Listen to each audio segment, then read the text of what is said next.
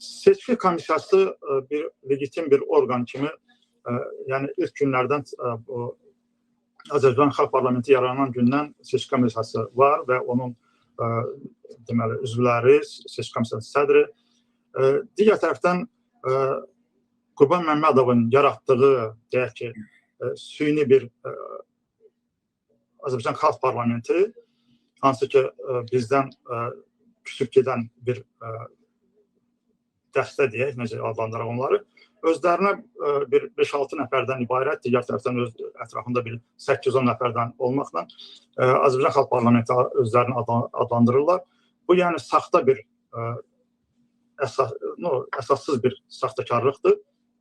Ona görə onların gördüyü işlərdə, danışdıqları, elədiyi də deməli, Azərbaycan Xalq Parlamentinin adından çıxış edirlər. Bunlar hamısı saxta və yanlış davranışlardır.